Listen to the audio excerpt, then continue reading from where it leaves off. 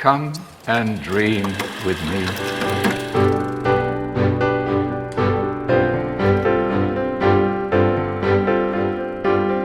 Hello and welcome to What Do You Want to Watch? The Explosion Network's premier media podcast. Every week we get together to talk about movies, TV, and online content and help answer the question, what is too soon to do a film about a current event?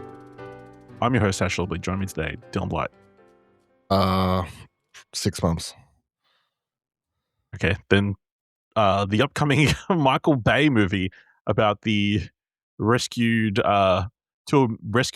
Americans in the Iran during Project, what's it fucking called?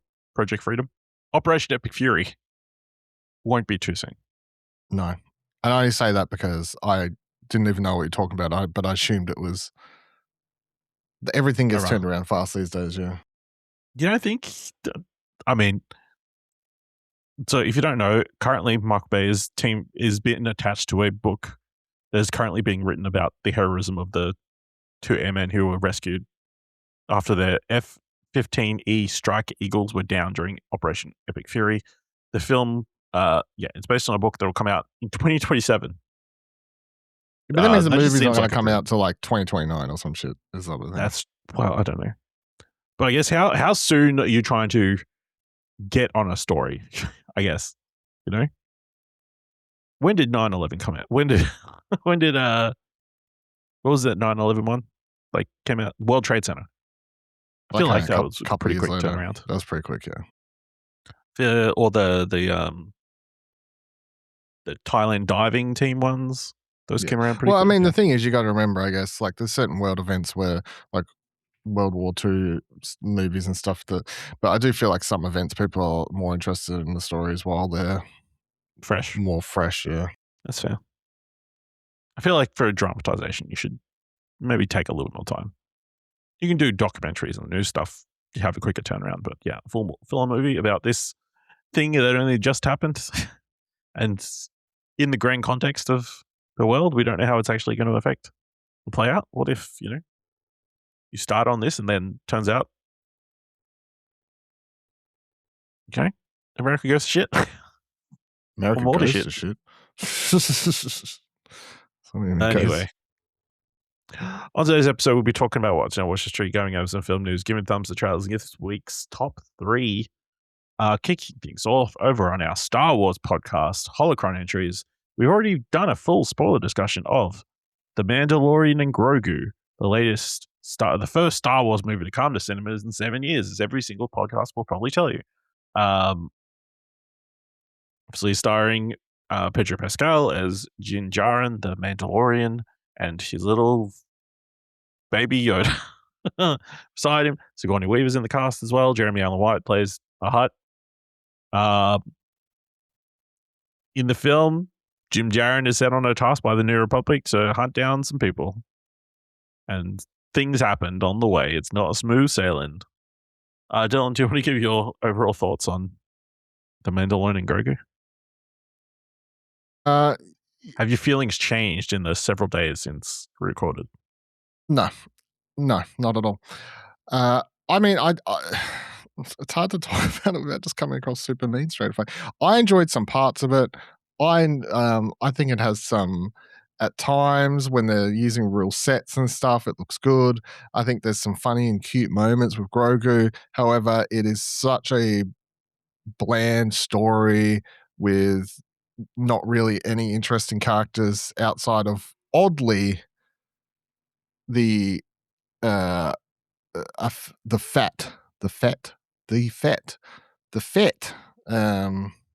What's his name? I've already forgot. That's how much the Hutt. Sorry, yes, the Hutt. Rodder. Sorry, Rodder the Hutt.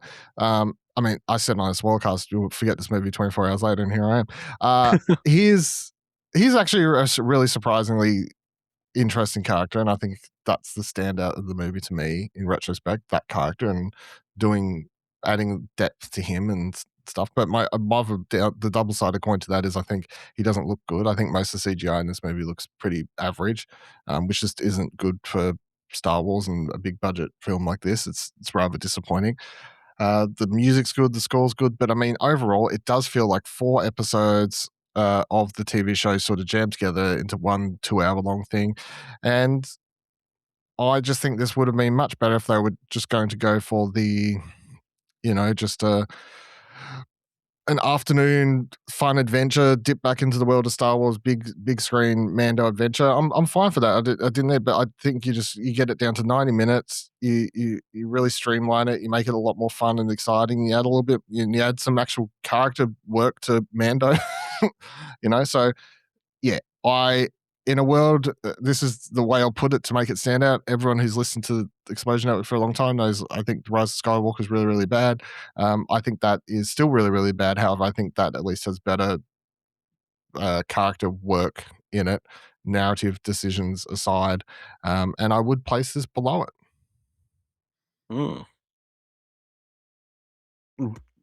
Question without notice: Would you say this is the worst Star Wars movie? Yep. Yep. No question. Like very quick. No question. I was already working on my. I was already working on I was working on a ranking recently to see if I want to do an article. So whilst fiddling while having a break at work the other day, I was reworking on my current rankings for Star Wars in the Notes app on my phone, and I currently have this at the bottom. Yeah, I think I probably have to agree. It's been a while since I've seen Solo, but I feel like at least you come to enjoy the characters in that. This one, everybody is incredibly unmemorable. It's interesting what they're doing with Rodder because it is such against type of what we know from that species, I think. And that's what makes him interesting more than the character actually being interesting. You know what I mean? It's just that it's inverting the stereotype, and that's what makes it stand out. But yeah, I think the claims of it being a shortened version of the TV series, I think is completely fair. I feel like it does justify coming to the big screen and the big sets and like live action sets as opposed to being on the volume. Some of the battle sequences, I guess, like those are all cool and it's nice to see on the big screen. But a lot of it, I feel like, could have been TV. I mean, even Ludwig's score is a lot of it feels like just reworking what we've heard before in the TV show, just slightly mixing up the themes or remixing them and that kind of thing. Because he's busy with the Odyssey, all those other things. Very busy man. I feel like the lack of any character progression is a very fair criticism, and maybe is being overlooked by some. Obviously, there are people who are going out and enjoying this over the weekend. It made nearly its budget back, I think, or just short. Still make a lot. Yeah. And I think the audience scores are pretty high and that kind of thing. So, but yeah, I feel like the characters don't end up anywhere at the end of they're right back to where they started effectively, or maybe like glacially ahead of where they were. They went as far as you could blow a dust bowl on your desk currently. Yeah, sure. Grogu's trusted a little bit more than he was at the start of the film. And Mando kind of ends up the same place, but I mean, it feels like a lot of people are kind of wasted in the background. Zeb just appears, I think, just for a pop for Clone Wars fans. No, pop for Rebels fans. They'll bring in the live action bounty hunter. I think that he's a solid antagonist, I guess, like threat for periods. But yeah, there's no memorable conversations or character interactions in this that really stood out or moved the character of Mando forward. So I think, if you just want to watch Star Wars things happen on screen, you can go watch this. But if you've been enjoying the show and feel a bit, should I go and spend my money to go see Mando on the big screen? I think you should just wait till it comes to Disney Plus. And it's hard to, I think you would be the same. Mm-hmm. Yeah, it's hard to justify spending your hard-earned money on this as opposed to something that's taking a risk. It just feels very safe. Too safe. Too safe. And I know, I feel like again, it's that interesting. I was curious what the reaction was going to be to this movie. Is it going to fall in line with a lot of these other franchise films that like big IP, or Michael, Super Mario Galaxy the movie have been big outliers between critics and fans. Like, was that going to be the case again? Seems like kind of has. Again, a movie that, quote unquote, it's just a movie, go turn your brain off and go watch it, yeah, it's a rough start of the year for movie fans. Get in arguments with casuals. All right, Dylan, you checked out Beast, Australian film starring Daniel McPherson and Russell Crowe, which I believe just dropped on Stan recently. Comes out on June 4th. However, it was released in cinemas. And then I got sent a screener, but it's already out. So, but Australians can watch it June 4th on Stan. Yeah, so this one is I'll put it this way. I really enjoyed this. However, it is so straightforward, and that's the biggest. I'll describe this movie as, if you like sports, boxing, fighting films, or whatever, this hits literally every story beat you could probably assume would happen. It is very predictable. They're all the negatives. The positive is it hits all of the beats well, I guess. So as much as I could see everything that was going to happen before it happened and could have predicted the way the whole movie would play out 10 minutes into it, I enjoyed the journey nonetheless. So the movie starts and Daniel McPherson's character is like, he's in the prime of his fighting years in the UFC, basically. The Octagon, whatever. I don't actually know if it's UFC, but whatever. It's mixed martial arts. Yeah. We then jump ahead 10 years. He had something go bad. Now he's working as a fisherman and stuff. Lo and behold, then you have all the typical sort of stuff happening. He's struggling to make ends meet, working a shitty job, loses job. Wife is pregnant now with another baby. His daughter needs money for an operation, so he needs money. His younger brother's still fighting and gets his ass kicked by someone. I mean, you can very quickly sort of adding a whole bunch of Rocky films together, right? Yeah. It sort of hits. It very quickly just starts ticking off everything you could probably assume the way it would play out. Daniel McPherson's character has had a falling out with his trainer. He's played by Russell Crowe. So then they have to reconnect so he can train him again, and it sort of hits all the beats. However, the positive is it's shot really well. It looks good. I think the acting overall is good. I think Russell Crowe's doing Russell Crowe well, which is just grunting and growling and looking down his glasses at people judgingly. Get up and all that, the stuff you want.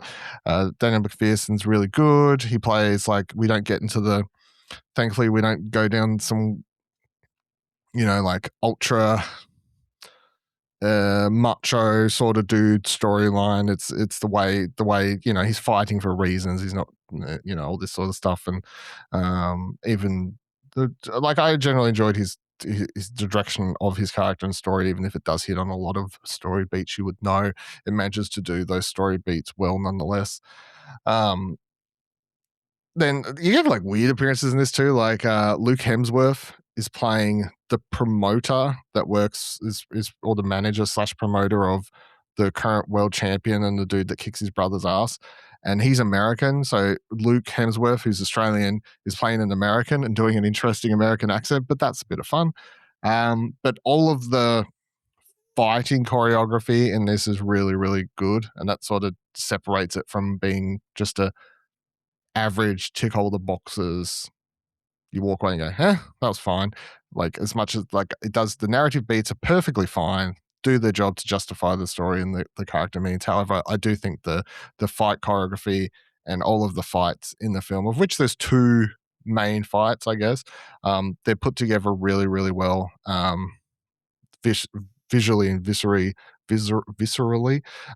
very well. And they make some really good choices. Like, it doesn't overuse music and score to try and sell the momentum of these fights or anything. They're edited well, and they rely quite solidly on just good sound mixing, sound effects to sell the punches and stuff, rather than the momentum of the fight, rather than relying on music and stuff. So I mean, overall, I'd actually recommend it if you're like, and most people would know, like, if they're going to be, if you're not a fan of this genre, then this isn't going to be the one for you. But if you enjoy a good underdog sports movie sort of thing, this one does a good job at just ticking everything you want. It'll feel rather comfy because you've seen it before, but it ticks all those boxes nicely. I think you would like it. Okay. All right. So check that out on Stan in 4th of June. So not too far away. So The Boys came to its conclusion this past week, which I've finished watching season 5.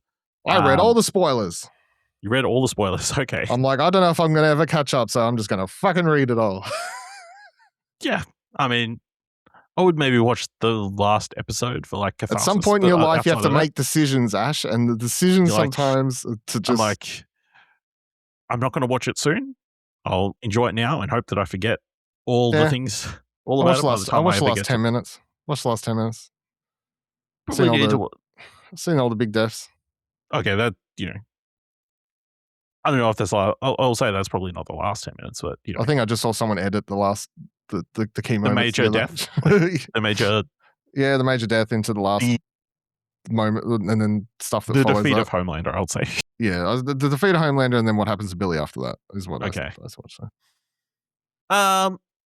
I would say this is probably not the best season of The Boys. I feel like it has been a bit very divisive. I've enjoyed a lot of it. I feel like it has probably been a little bit more character focused than people would have liked, and like really like kind of filling in a lot of the blanks of like the ensemble cast. Like specifically, there was one episode where they did like I don't know, anthology-esque episode where they're like, it was like the same, I don't know, 24 hours, but they would tell it from all these different characters' perspectives and that kind of stuff.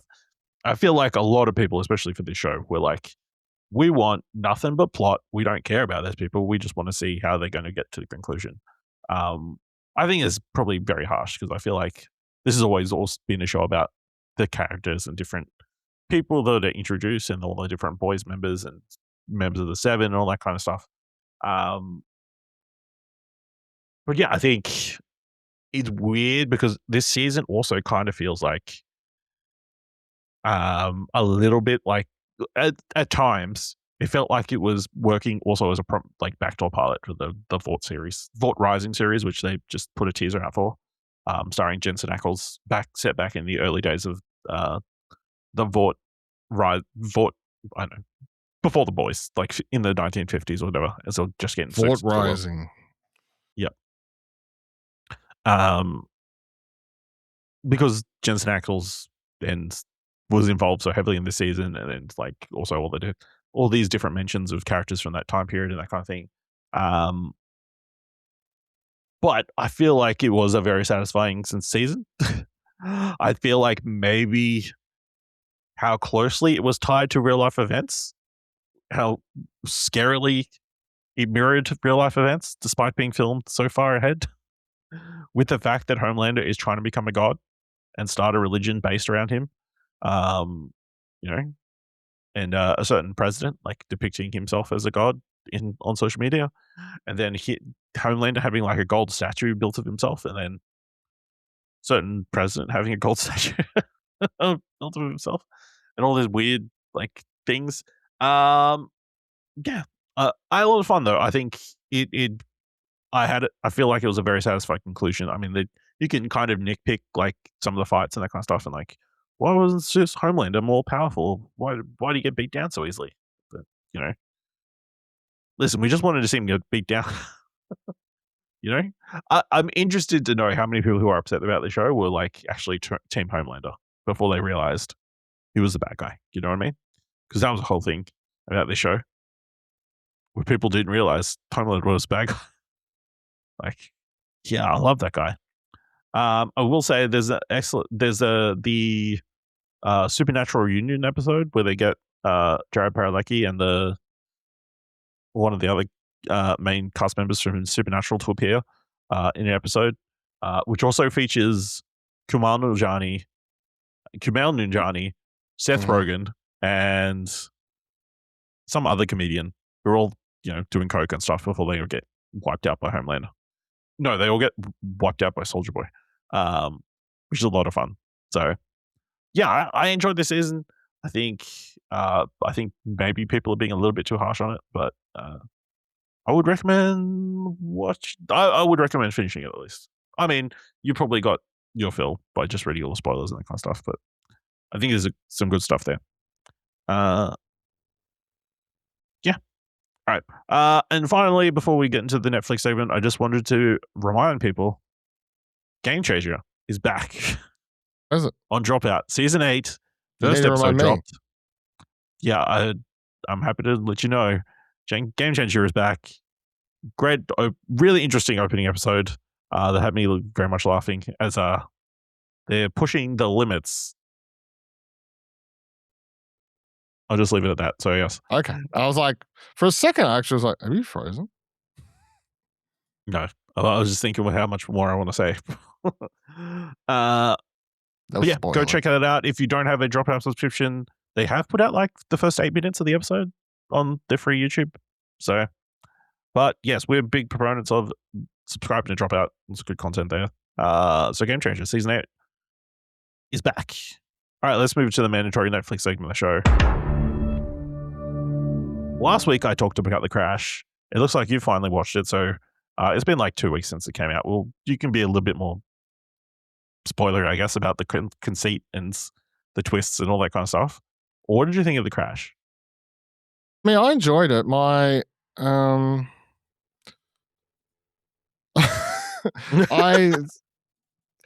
mean, it was an enjoyable watch. Like, obviously, by the time you finish it, I'm still just a little bit. I know you said like it's pretty obvious what she did, but I'm still like, if that's what she did, I just don't understand. Like, is it? What do you mean? Like, I'm just like, why? Like, why did she do it? Why did she do it? Well, is she that crazy? But then I'm like that. But then was she actually just trying to kill them all? Like, I'm just so confused about the whole. I think it's an enjoyable, crazy documentary and whatever else. But I'm still just a little bit left confused, and I don't know if we're ever going to have the answers because, as we said, when she does as you said, when she does the interview, and then the person's there, it's like she's been very obviously scripted into what to say for the interview and everything. So I enjoyed it. I wish I had a 100% answer. Yeah. Yeah. To be clear, The Crash follows a young woman who crashes into a building, killing her boyfriend and best friend. He's one of his good friends in the backseat. She is the lone survivor of the car crash, but it turns out that she was driving 100 miles an hour straight into an intersection, straight into a building, and that she is thus charged with murder. And the documentary kind of goes into how the police came to that conclusion, I guess. But conveniently, she has lost all memory of the events leading up to it. I think it's been interesting. Like, I've read around, apparently something that was left out of the documentary is she like practiced that route like several times in the days ahead. Like, that's I don't know, because obviously, it's interesting. A lot of these crime things like are quickly done by a lot of these weekly crime shows, or like, how they've got we'll do a case of the week kind of crime show. Like, one of those has covered it before, and that was something that was brought up that was interestingly omitted. Like, was it kind of premeditated because she was going down this way? But yeah, I think she would give you heard the argument over the phone. I mean, I had the argument. I had arguments and stuff. But my other problem is that then they introduced some stuff that wasn't brought up in the trial about her boyfriend on the highway saying he was going to crash the car and stuff. So I'm not sold. Her saying it too. I know. I'm not sold on the narrative. I'm open to it, and I mean, I think it's the higher percentage. You're free. No, I don't. I think I don't think if it was a jury, I could say what's the with the without doubt, beyond a reasonable doubt. Beyond a reasonable, I don't think I could say beyond a reasonable doubt. I have some doubt. So now, you're saying they fucked up by not going in front of the jury? I think so, a little bit, to be honest, because I just don't think like if I'm at 80% that I'm with the prosecutor case, which is probably where I'm at, I'm still just like, there's 20% of me that is doubtful, which would means I'd have to say not guilty, right? That's how the law works. It is. Because I just have some doubt. But also, those parents are terrible people, aren't they? Oh, yes. I'm glad we can at least agree on that. The Crash. Check it out on Netflix. I've watched the second of the Untold UK series, Liverpool's Miracle in Istanbul. Liverpool's Miracle of Istanbul, which documents their 2006 Champions League triumph, in which they overcame the powerhouse AC Milan, winning on penalties after being 3-0 down at halftime. So as a Liverpool fan, it was a fun watch. It's a story I've kind of seen before.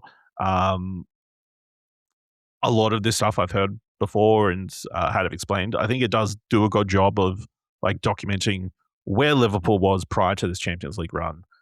Pretty much a middle of the road kind of team who did lose one of their major stars in Michael Owen to Real Madrid. We're on the cusp of losing Stephen Gerrard, the captain and one of the best players. If they didn't start to win trophies, and the way that they kind of scraped their way through to the final, and then things went terribly at the start, down 3-0, and then they were able to recover and ultimately win. Lots of interviews with the players from the time and that kind of stuff. It's a good watch as a Liverpool fan, I would say. I don't know how much the neutral would enjoy it unless you haven't heard this story before. But yeah, I'm enjoying this Untold UK series so far. Really looking forward to next week's one, or this coming week one, which is focused on Vinnie Jones. Do you know he was a football player? Yes, I do. Because my dad used to love telling me when I watched, I think anytime I stuck on Lock, Stock and Two Smoking Barrels as a kid, it's like he'd forget he'd already told me, he was a footballer. I'm like, yeah, you've told me every time I watch the movie. I saw that one today and I didn't realize that was coming, but I saw it on the coming soon or whatever. And I was like, oh, that's interesting. Yep. So, all right. That's everything in our Watch history. Let's move on to a little bit of film news. This is an interesting announcement that I'm curious how you think. Sometimes we get weird adaptations, things they're trying to adapt. I'm curious to find out how do you think they're going to tackle this one. 20th Century Studios is eyeing a choose-your-own-adventure movie based on the long-running interactive book series, with Radio Silence on board to produce and direct. Radio Silence's Matt Bentinelli Alpin and Tyler Gillett will work from a script by Tom Bissell, a WGA writer, with credits including Andor and The Disaster Artist. No details yet as to the plot of the future. Of the future take, one of the major literary phenomena of the late 20th century, Choose Your Own Adventure comprises a series of game books, non-linear, replayable, and user-directed stories in which readers are the hero and decide how the story ends. The series officially launched at Bantam Books in 1979 with The Cave of Time, a book by Edward Packard, who had ideated a novel branching story concept while telling bedtime stories to his daughters. From 1997 and 1999, more than 184 of these game books were published from 30 different authors, with stories set everywhere from oceans to outer space and myriad of fantasy worlds. Dylan, how do you think Radio Silence will tackle Choose Your Own Adventure movie? I don't know, but I'm down for it. Because I like them. I like their stuff. I like all their movies so far. And I used to love Choose Your Own Adventure stuff. And I know it's been, obviously, the formula has been explored somewhat already with Netflix doing some stuff. With what was that thing? I can't remember the actual name. This is Black Mirror, right? It was a Black Mirror thing, but I was trying to remember the actual name. But anyway, so obviously it's not entirely not being explored, and I mean, plenty of YouTubers. There was a thing back in the day where lots of YouTubers were exploring the format, because once they added the annotations and stuff where you could click on to go to a different video, to make a choice, yeah, so they would just make the one public video and then a bunch of unlisted ones and do your own thing, which was that they were cool for a while when people were doing those, and there's some good stuff that people did there. So I mean, I'm down for it. It's a fun idea. Whether or not it's good, time will tell. But I'm trustworthy of Radio Silence to have an idea, have something worth doing. Surely, this just seems like a crazy idea to me. Like, unless the conceit is the characters within the movie are like having some sort of choose your own adventure situation. That's the thing that's happening in the movie. They have to choose: are they going to go this way or are they going to go that way? And then we just watch whatever the choice they make. I don't think we as an audience are going to make any choices. You know what I mean? You know what I mean? I don't know how that would be possible within the cinema. You know what I mean? I mean, it's not impossible. What do you think we're going to have fucking polls going? Like, maybe people in the audience has 20 seconds. I don't think it's as hard as it may sound. You know, it's a weird idea, but it's not. I don't think it's impossible. You know? I just don't. I don't know how to feel about that. Then, would you go see a movie? It's like you have to have your phone ready because you're going to make a bunch of choices during the movie. Finally, it's what everyone wants. Excuse to be using your phone during the movie. Excuse to use your phone during the cinema. Is that yeah, okay. Yeah, it's like we've heard some crazy ideas for properties being brought to cinema, and this seems like one of the most bizarre. But you know, they haven't done a bad movie yet, so let's see how big of a swing they make on this one. So, all right. We've got confirmation that Cliff Booth is coming to cinemas. Old Cliffy Booth. And, well, we have a release date as well. Netflix's new Cliff Booth movie starring Brad Pitt will get the big screen treatment. After all, the streamer said Wednesday that The Adventures of Cliff Booth will bow in IMAX theaters on November 25th for 2 weeks before making its way to Netflix on December 23rd. The pick is directed by David Fincher from a script by Quentin Tarantino. The film takes the spot of Narnia, the Magician's Nephew from Greta Gerwig, which recently moved from Thanksgiving to February 2027. Pitt returns to his Academy Award-winning role of Cliff Booth, only this time it's 1977 and it's a very different Hollywood. The film also stars Elizabeth Debicki, Scott Cart, Carla Gugino, Yahya Abdul-Mateen II, and Peter Weller. Dylan, what do you think of confirmation of Cliff Booth? The Adventures of Cliff Booth come into cinemas at least for 2 weeks. I mean, I don't know if that's general audiences or it's specifically just for IMAX. So, I mean, when I read it the other day, it sounded like it was IMAX only. So, we shall see if it actually just turns out to be the way it was IMAX worded. Exclusive. And I mean, yeah, and whether or not it gets normal cinema as well. But I mean, obviously it's good. Why would I'm going to say yes, that's good. That's obviously what Quentin would love as well. And David Fincher, you know, lovers of cinema. So it's the right decision. However, it is very short and not particularly long. And I'm currently worried that if it's only playing in IMAX, that I'm going to have to spend another stupid amount of money to go fly to IMAX for a one-day trip to watch another movie this year. I don't know if it's going to be that necessary. I mean, it's being originally shot for Netflix, so I don't know that it's going to take full advantage of IMAX. Is it though? Because Netflix have been making everyone shoot stuff in super ultra, like they've been shooting 8K and stuff sometimes because they want to have their format last forever, and you know, like be able to up-res their content if stuff shoots. So, is it being shot for Netflix? What's that even mean? I have to assume, based on nothing. But I mean, I feel the only reason it is definitely coming to cinemas is because they moved the Narnia movie, and those were set dates they already had put aside. You know, so they're just shoehorning this in its place. So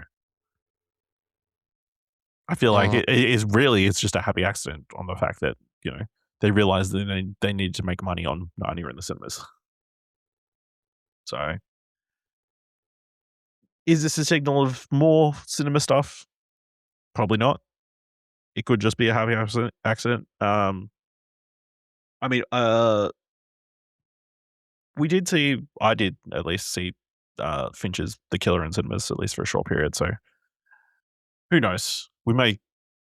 Maybe we continue to see more Netflix cinemas. Netflix prestige films in the cinemas, I think, hopefully going forward. I mean, I hope so, but I know when we've talked about Netflix cinema run stuff before, I'm just doubtful of how much they particularly care about it. Doubtful until They needed to actually make they needed to go to cinemas for 2 weeks for it to get Oscar nominations and stuff. So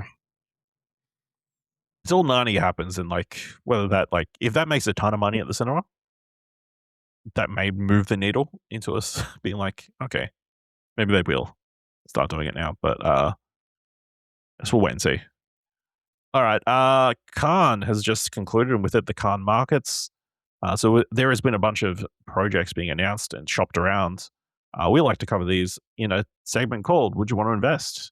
Which I give Dylan a bunch of details about different projects that are in the works, and he tells me if he would fully invest, partially invest, or not invest, and he shall be the judge if he is right or wrong. Are you ready, Dylan? I'm always ready. Always ready. All right.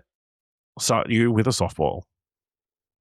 Florence Pugh fantasy drama, The Midnight I'm in. Library, which will be directed by Lion filmmaker Garth Davis, is being chased by multiple studios in what will likely be the biggest deal out of this year's Cannes market. We understand Paramount, Focus, and Sony own the mix for domestic and select international markets. In the big canvas love letter to life, Pugh will play Nora Seed, who finds herself in a library between life and death with the chance to experience all the potential lives she could have lived. Based on Matt Haig's popular novel, the screenplays will be written by Oliver Award-winning Laura Wade and Tony nominee Nick Payne. You've already said definitely fully invest. Fully invest, obviously. You had me at Florence Pugh. I mean, generally the story sounds interesting as well, I guess. Haven't had much Florence Pugh recently. Glad you at least let me. That's true. What was the last thing? Thunderbolts, I guess. Dune. She's got that East of Eden show coming out. Live in Time or Dune? Yeah, that's true. We Live in Time or Thunderbolts would be they're around the same time. So East of Eden will be out later this year. She's starring in the series. Netflix is taking US rights to Romain Gavras' starry satire Sacrifice, starring Chris Evans, Anya Taylor-Joy, Salma Hayek-Pinaltz, and Vincent Cassel. The Cannes market deal for Gavras' English language debut comes after the film debuted at Toronto last year, also starring John Malkovich, Swedish rapper Young Lean in his debut film, Ambika Mod, and singer and actress Charlie XCX. I'm in. The synopsis reads, Sacrifice tells the story of Joan, a zealous spirit driven by a volcanic prophecy only she can hear, who is on a mission to save the world from a fiery reckoning.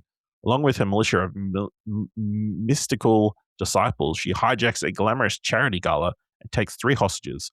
Mike Tyler, a beleaguered movie star desperate for redemption, Bracken, the world's richest man, and Katie, who's just unlucky. They are focused on a journey as hilarious as it is epic through forest and fire until Mike faces the ultimate question. What would he sacrifice for humanity? Yes. Also, fully invest. If this is going to be how this segment runs, you're just going to have a terrible time of me just jumping in really early. Ahead. Yeah, so just deal with that, I guess. I'll just have to. I feel like just a quick going over my notes. There might be a few more that you just jump in on. So, well, sometimes I have weeks where nothing but wins. You know. Kyle Garner is joining Oscar winner Brie Larson in Sony Pictures' Skeleton. J.T. Molnar is directing the film, which J.J. Abrams is producing.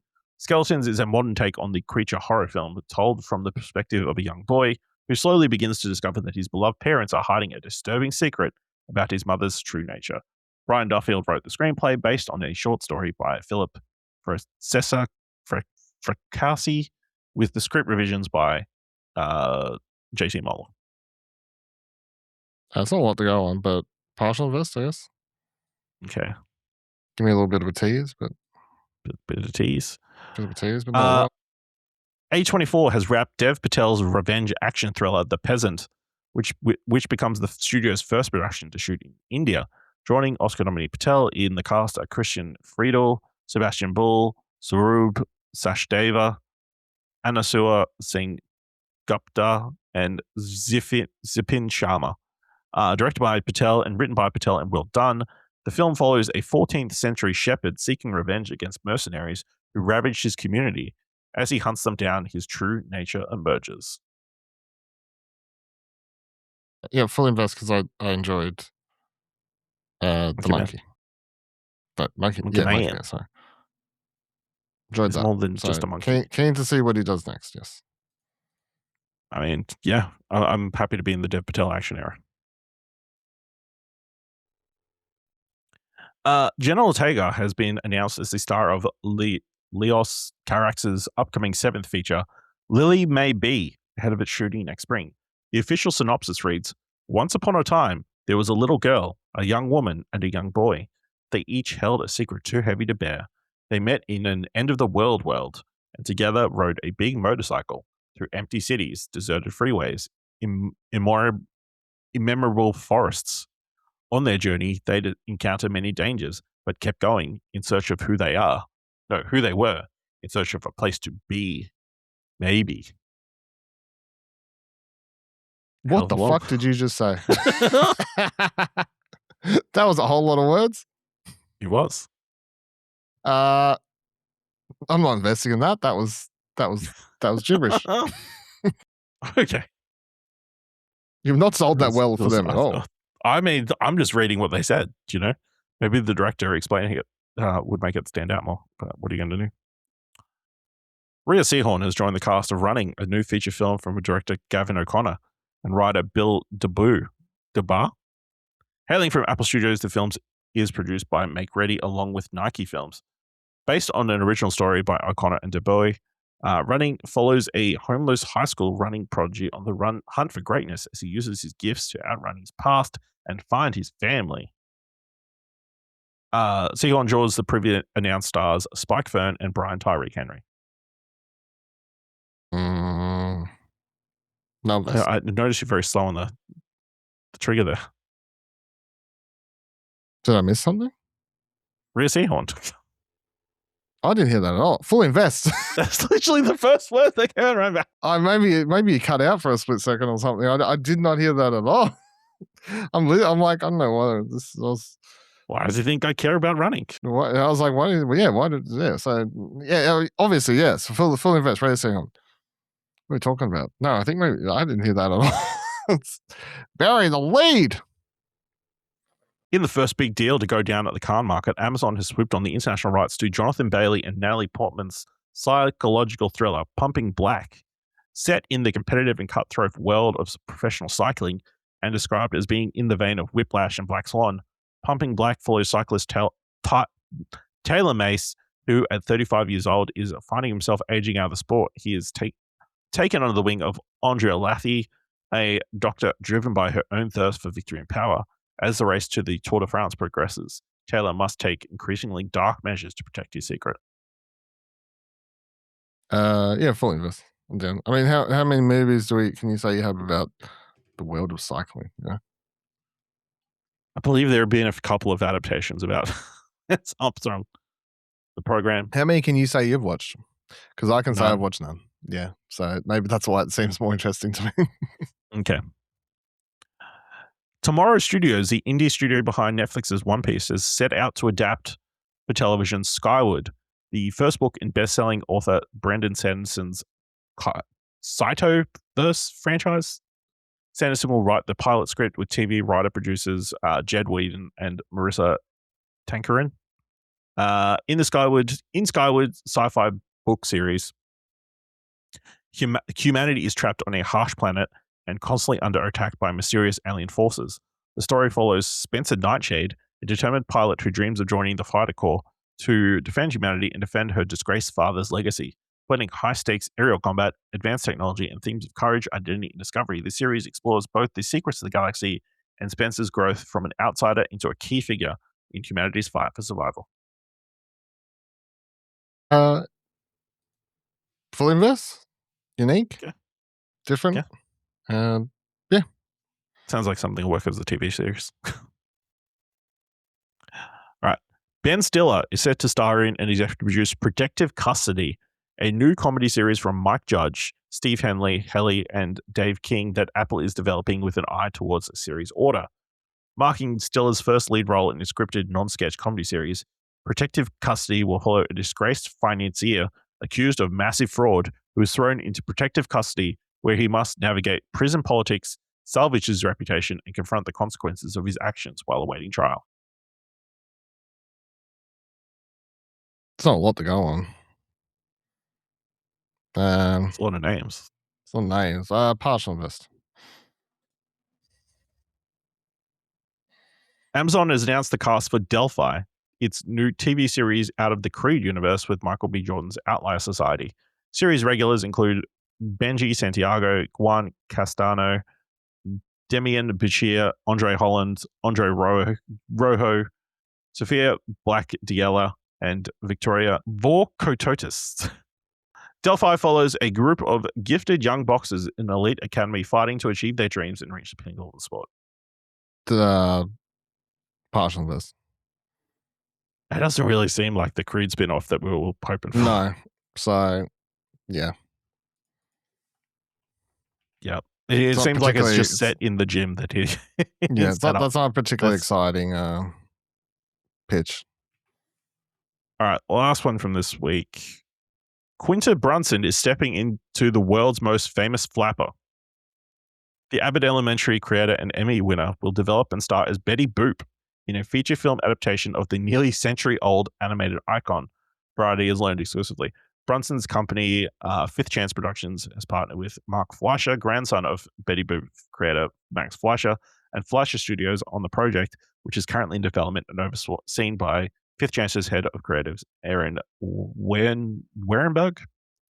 The film will trace the origin and evolution of Betty Boop through the perspective of creator Max Fleischer, examining the relationship between the artist and his creation as he navigates the creative and commercial pressures of building one of the world's first animated icons, particularly as that icon begins to take on a life of its own. Yeah, I mean, that's an interesting project for them to be doing, but sure. But you know what? Fully invest. Why not? Betty Boop. It's interesting because I feel like Betty Boop is a very iconic character. Couldn't tell you anything about Betty Boop. No, the most I know what about are the Betty shorts Boop about? is Don't know. Is when they parody her in that show that used to be on SBS, the adult one that I should have been watching as a child. Drawn Together. Drawn Drawn Together. Yes. That. Yeah, it's interesting. It's interesting. It's a wild choice. I'll say it. I didn't think Betty Boop was black. I mean, she's black and white, so who knows? Yeah, it's hard to tell. So, yeah, it's wild. It's also wild that someone hasn't done a Betty Boop thing before. I mean, apparently there is a Betty Boop musical going around, Boop. at least on Broadway recently, or off Broadway. So that's the thing. But for an IP that's so old that someone hasn't done it yet, that's kind of crazy, I guess. Especially one that is like you see people with Betty Boop merchandise or tattoos, or you know, the character has a following, but no recent media. I think interesting. It's just like a weird aesthetic thing. So, all right, those are all the projects I've got for Dylan. Let's talk about some films that are maybe film and TV that are maybe a little bit closer. In thumbs for trailers, because we've got all the trailers we're about to talk about in the show notes below. Kicking things off, we've got Pressure, directed by Anthony Maras, starring Andrew Scott, Brendan Fraser, Kerry Condon, Chris Messina, and Damian Lewis. In the 10th 72 hours before D-Day, and with the fate of the free world hanging in the balance, Pressure follows General Dwight D. Eisenhower and Group Captain James Stagg as they face an impossible choice: launch the largest and most dangerous seaborne invasion in history or risk losing the war altogether. Dylan, what do you think of the trailer for Pressure? I think this is a good case of it looks like just such a stock standard World War II thing, yet good at the same time, and maybe that's totally okay. One up, one down. Mm-hmm. I'll give this trailer 2 thumbs up. I think it does a good job of selling me on it, even though, like you said, it feels like very much a standard World War II movie. It does feel like a dad movie. You know what I mean? This feels like very much a dad movie. Yeah. Giving those vibes very hard. But, you know, is it doing a good job of selling me on wanting to see this dad movie? Yeah, I think everybody looks quite good. I think the fact that it's crazy that it's mostly about the weather. We have to make a choice about how the weather's going to be the day before we send the invasion. You know, we're going to go into the storm because I'll never guess that we'll go into the middle of a storm. Those crazy Germans. When it rains, they go inside. But yeah, I think the trailer is really well put together and is a movie that I had not heard of before. But apparently is coming to the US cinemas this week on the 29th of May. Then coming to Australian cinemas on the 29th of October. Okay. I hadn't heard of this until you put the trailer there. So of course, yeah. What do you mean, of course? I think that's what the movie's like. You know, it just comes out of sometimes there are movies just come out of nowhere and drop. Okay. Little fanfare. Next trailer is Academy Little Brother. Award-winning Brendan Fraser. Academy Award-winning. Every time it pops up in something there. Mm-hmm. Next trailer is for Little Brother, directed by Matt Spicer, starring John Cena, Eric Andre, Michelle Monaghan, and Christopher Maloney. The orderly life of a realtor is disrupted by an eccentric man who participated in the same Big Brother, Little Brother program. Dylan, what did you think of the trailer for Little Brother?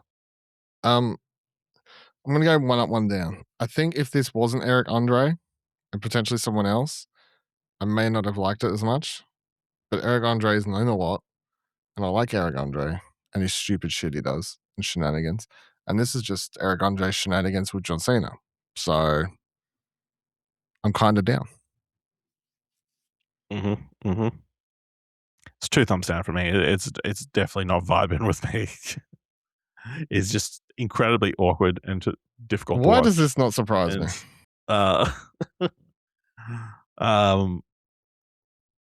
Yeah, just totally all over the place, and yeah, I'm not keen.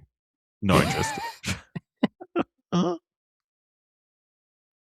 I should be shocked, but I'm not. Yeah. Little Brother coming to Netflix on the 26th of June. Next trailer is for KOTOR, directed by Alice Winocour, starring Angelina Jolie, Louis Garrel, Ella Rumpf, and Garance Mariella. An American filmmaker goes on a journey as she arrives in Paris for Fashion Week. She finds out she is diagnosed with cancer. What Dylan, a very straightforward description that is. Yep, thanks, Wikipedia. Dylan, what do you think of this latest film starring Angelina Jolie? Yeah, it looks good. I mean, it looks personal, and Angelina looks good. The trailer obviously doesn't give a lot, but I mean, yeah, you'd expect an emotional journey, and that's pretty much what the trailer gives. So I'm just going to go one up, one down for the trailer. Yeah, I'm going to go one up, one down. I don't know if you had the same experience I had. I was confused at the start. I'm like, is this a documentary? Just because I mean, the way the camera kind of sits there for long periods, I'm like, I think that's the point, though, right? Yeah, maybe. Like, yeah, it might be a big cut to be like, oh, is this like really based on her life? It just all that kind of stuff. It's like, it just feels very naturalistic and that kind of stuff. And it's like, oh, this could be a thing that Angelina Jolie was doing. I don't know what she's been doing in the last few years. So yeah, I mean, that got me in because I was like, is this a fictional story or the real thing? So, very intriguing at the very least. Looks Angelina Jolie looks really good in this. So yeah, interesting. That's why I was like, I mean, it looks just very personal because it's. I mean, it looks like a documentary and everything. So yeah. So this one's coming to US cinemas on the 26th of June. Currently no Australian release date. Apparently, it was at a bunch of French film festivals recently. I mean, that adds up, I guess, yeah. So, missed this one. All right, next trailer. Voicemails for Isabella. Directed by Liam McKendrick, starring Zoe Deutsch, Nick Robinson, Harry Shum Jr., Lucas Gage, and Nick Offerman. Jill leaves voice messages to her deceased sister telling her about a chaotic life in San Francisco. Unwittingly, a mysterious Austin real estate agent begins to receive their confessions. Dylan, what do you think of the trailer for voicemails for Isabel? We're going one up, one down. Like it's a mix of sentimental, sad sort of stuff happening with her, and that looks like an interesting movie. But then everything to do with the guy and the romance stuff is a different movie to me that isn't as interesting. But I don't know. So not my cup of tea. You're going to give it double thumbs up, and you can't wait to watch it. Yeah, it's 2 thumbs up from his front. This is my vibe as opposed to the other one. Yeah. The fact that he is in Austin, though, I think is not explained in the trailer. And I think that's an interesting development that I just learned. Like, because he's going to San Francisco to show up to like appear next to her? That's a little creepy. Yeah, he travels there and everything, yeah. Yeah. You know they're going to have a big fight about it when he reveals it, and then they'll get back together anyway. Yeah, you definitely can see the notes. I mean, they've even put like the final shot of the trailer, the film in the trailer. The running stuff. after it. Yeah. But Zoe Deutsch fan. It looks like a lot of fun. I enjoy his friends that he's telling his situation to. Yes, it is a sentiment that has been done a bunch of times.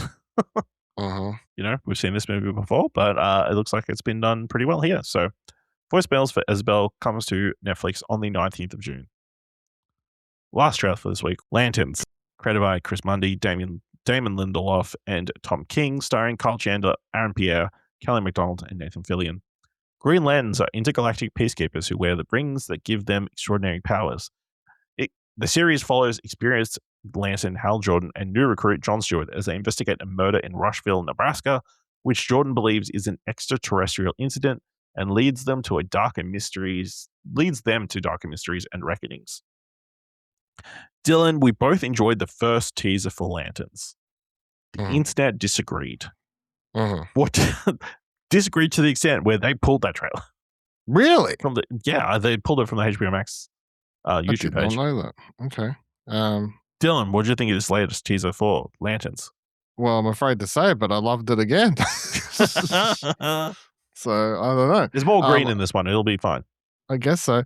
I loved it. I think this looks so fantastic. I love everything from the counterfeit money to the little teasers of action and flashback sort of stuff that we're getting. I still have no fucking clue what's going on in this series, and I have no problem with that. It just looks good, and I'm very keen for it. So yeah, double thumbs up. Yeah, 2 thumbs up from me as well. I don't know what people were upset about the first one when, as I think we said at the time, it's been pitched as a True Detective-like series. Why are you surprised by them doing the thing that they said they're going to do? But this one, I think they kind of, hit on some of the complaints of like, show off the powers and all that kind of stuff. You do get to see Hal Jordan using the ring, flying, wearing the suit. There is green. They're not too scared of it. I'm really loving the dynamic between Hal and John, like almost antagonistic, or even the young rookie wanting to take over the role of the old grizzled veteran. That kind of thing is very classic, but also really works in the situation. And this teaser trailer just having that "Are you afraid?" motif, I think at the end, I think was really effective and like it really makes this teaser stand out and memorable. So again, even just seeing a glimpse of Nathan Fillion just in the world. Literally 1 second of him in the 1 whole second, thing. but also he fits despite being the most ridiculous looking character currently in the DCU. So looking forward to very excited for Lanterns coming to cinemas, coming to HBO Max, 16th of August. All right, let's move on to this week's top 3. Definitely in the top 3. And in honor of Spider Noir, and on the back of our comments last week about young people not knowing about black and white films, this week's top 3 is top 3 black and white films since 1966. Do you know why 1966, Dylan? I do not. 1966 was the last year that they like fully were making black and white films. Okay. Yeah, After that, American studios kind of switched completely over to color. So that is the rationale, which I guess means that 80 years of full-time color movies? I'll admit, doing this list, I thought was going to be. Oh yeah, I've watched a bunch of black and white movies in my time. Nope. Yeah. So I'm excited to hear what our lists are. Oh, what's your number 3? My number 3 is Nebraska. The Alexander Payne movie, in which pretty much a old man, played by Bruce Dern, goes on believes he's won $1 million or some amount of money, and refuses to hear otherwise from any of his children or wife, and he sets out on this big walk / mission to go redeem it. And it's just it's just a movie filled, I don't know if it's 90 minutes or 2 hours, I can't remember. But it's just a movie filled with really great performances from Bruce Stern, Will Forte, Bob Odenkirk, June Squibb, and other people I can't remember. It's shot wonderfully, and there's just something about the black and white style for this movie that just helps with its simplicity and focus on the characters, I guess. So, yeah. My number 3 is Come On, Come On, the 2021 film directed by Mike Mills, starring Joaquin Phoenix, in which he plays a middle-aged single journalist who has to look after his nephew after his sister has to go away for an absence. So they travel to New York together and have this like bonding experience. Really good film. Joaquin Phoenix does a really fantastic job, and there's this really great relationship between this middle-aged, loner man and this younger child. That's a lot of fun to watch. Really beautifully shot. Great performances. I think what else? Gary Hoffman, Scoot McNairy, Jabuki Unwike pair up. Kid's name is Woody Norman. I don't know if he's been in anything since, but yeah, that's my number 3. Then what's the number 2? The number 2 is Roma, the 2018, because I went and double checked this thing because I can't remember how long it came out. Alfonso Cuarón film that's a very semi autobiographical / at least him trying to give the viewers an insight to his life and growing up in Mexico in the 70s. And yeah, I mean, again, I think just the black and white style helps sell the age and time period, but also just keep the focus on the characters, of which the main one is the maid, I guess. Yeah, maid. And her relationship with the family and the children. And yeah, it's very beautifully shot, has all these fantastic sequences. And there's a scene where some shit starts happening in the city that I guess in color could be distracting because there's technically explosions and stuff, but it's like the black and white style again just sort of keeps it the focus not as it makes it not as distracting or a vocal point. And there's even moments like the beach scene towards the end, such a beautiful moment, but you're not distracted by how beautiful the beach may be because it looks nice in black and white still, but yeah, just sort of the silhouetted shots and everything become more integral. So, Roma. My number 2 is Mank, the David Fincher film starring Gary Oldman. It's about the character of Herman J. Mankiewicz, Yeah. Mankiewicz, who developed Orson Welles' Citizen Kane. I like the mirroring of those two, stories, I guess. How his life kind of infected or kind of mirrored, I guess, Citizen Kane. Obviously based on his father's, David Fincher's father's screenplay. So a story that was deeply personal to him. Really beautifully shot. I think Gary Oldman is fantastic in the film. Obviously a strong homage to films of the 1930s or that time period. So yeah, Mank is my number 2. Dylan, what's your number 1?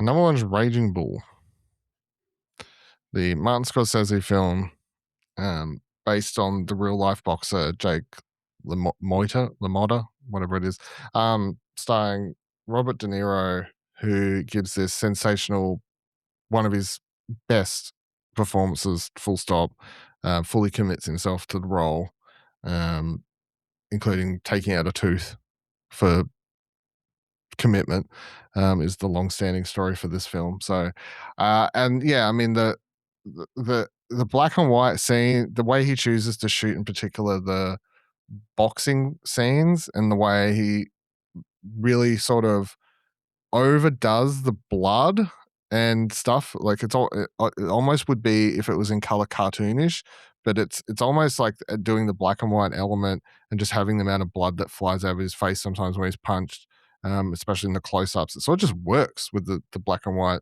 style for this one, oddly. And there's a lot of stuff in that just seems to work. It's like the violence and the rage within this, who it ultimately is a terrible person, end of the day.